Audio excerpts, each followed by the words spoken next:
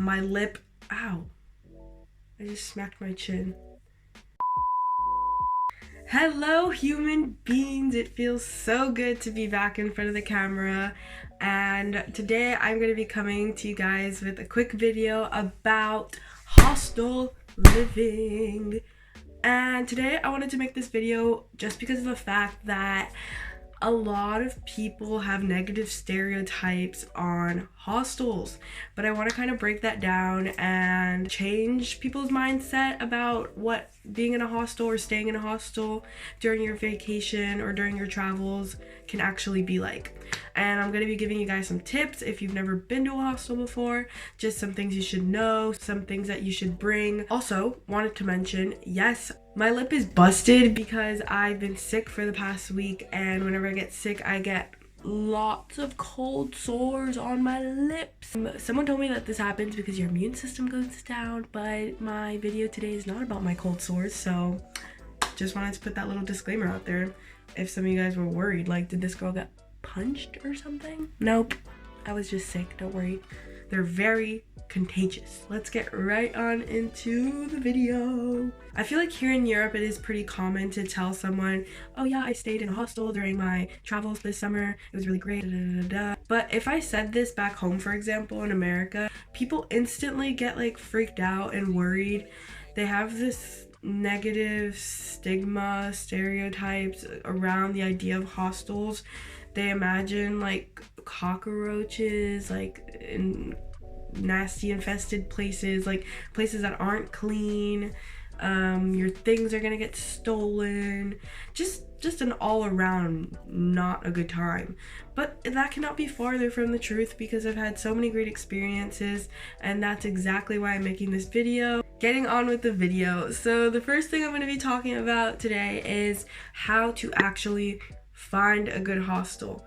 And I'm going to recommend to you guys the app called Hostel World. You can get this on your phone. It looks like this. And you can also use hostelworld.com on your laptop or your computer, PC, whatever, on your iPad. Let's get crazy here.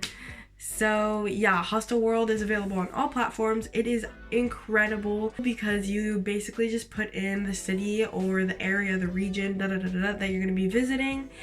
And after that, it gives you a whole list of hostels, and it gives you a rating out of 10 stars. And some hostels are more known for their really, really great location. They're located in like an amazing part of town. Or some hostels are really known for their good vibes and the events that they put on. Hostel World makes it super easy to compare all those factors side by side with the different locations that you find, and it really helps you find the best one. All of the hostels that I've stayed in during my travels here in Europe, I have found on Hostel World, and I have not had one bad experience in a hostel. Okay, second thing I'm going to be talking about is the actual hostels themselves. So if you're not familiar with the setup of a typical hostel, you basically have loads of different rooms in one building, one establishment. And these different rooms have many bunk beds inside. They're typically bunk beds because of the fact that they do try to fit multiple people into one room. That's what a hostel is all about. That's why it's so cheap. I think the cheapest I paid for a hostel one time was 7 euros for like 7 euros a night or 6 euros a night, and the hostel was amazing. Sometimes they have rooms that are 8 people, sometimes they have rooms that are 16 people. The max that I've done is 16 people in one room. It was a large room though, so it didn't feel like that many people crowded into like one little space. So it really differs. Typically, the more people in the room, the cheaper it is, and then less people in the room means that it will be more expensive. So I typically just tend to go with the cheapest option, and it's been fine for me ever since. I'm still alive. And then not only is there different amounts of people that can be in the room, it's also different dorm styles. So if you want to be in a mixed sex dormitory. You can stay with guys and girls in one room, but I know a lot of female travelers that are traveling on their own don't really feel comfortable doing this, so they tend to opt for the female only dorm situation. So that will typically kind of be a little bit more expensive. Me personally, I have stayed in mixed sex, so female and male in one room, and I have had no issue with that. So you have the bedrooms, and those are strictly pretty much used for sleeping because of the fact that there are so many people in there, so you don't want to spend too much time in there, only when you're, you know, getting your belongings from your little locker, or if you're going to bed, because typically there's people that are just sleeping there, so you don't want to make too much noise. You have to be very considerate when you're staying in a hostel because although you are paying a small price, it is super necessary to be respectful and not to make a lot of noise, just so other people can have an enjoyable stay as well. And then usually there's a shared kitchen area. Here's a kitchen. You basically have everything you need. The fridge, we have 2 fridges, and everybody can put food in there, but you just have to write your name on it if you don't want someone to take it. Like this guy wrote his name on it. And yeah, everybody has to do their own dishes, common courtesy. And a shared dining area, and then all the bathrooms are typically shared, and the showers. So it's basically just like an American college dorm situation. I think that hostels are ideal for people that are young, and this is the third thing I'm going to be talking about. It's like the typical people that stay in hostels. There is a big stereotype that it is for like younger people, and it's like partying and you're never going to sleep if you stay in a hostel.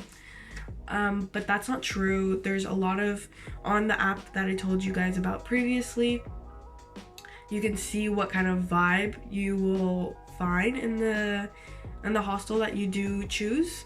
So a lot of them are party hostels. A lot of them can be quite chill, relaxed, laid back, and some of them can be for families even, and like anybody who wants to come, you know. So if you want to go meet a lot of people your age and you want to go party and have a night out pretty much every night while you're traveling, you know what to opt for. The hostel community is so inclusive, and if you're willing to be respectful and considerate to the other people staying in the bedrooms, anybody is welcome, and anybody from any kind of background or any situation, or honestly, people are super open-minded in hostels, at least all the ones that I've been to before.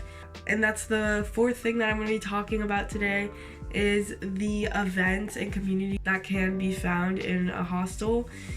I love the kind of hostels that have a lot of events going on, because this is just an amazing opportunity for you to meet new people on your travels, and you get such different perspectives and cool mindsets when you are in a hostel, and people from all over the world are coming into this one place and they're sharing their stories and their ideas. And the last hostel that I stayed in was in Hungary, and I had an amazing time. I would definitely recommend going in with an open mindset when you stay in a hostel, because I know a lot of people who stay in hostels but they kind of just keep to themselves. Yeah, I think that people should say yes and be open-minded when they go, because like I said, you will meet a lot of cool new people that you will probably continue talking to even after your travels. Lastly, the 5th thing I'm going to be talking about is the things that you should bring, some really essential things that you should bring if you stay in a hostel. So the first thing, if you want a decent night's sleep, bring some earplugs or your headphones, an eye mask, and I think that should work if you want to get some sleep, because although the bedrooms are meant for sleeping. Like I said, you will sometimes be staying in a bedroom with 8 people or 12 people, and there will be a lot of people walking in and out of the bedroom.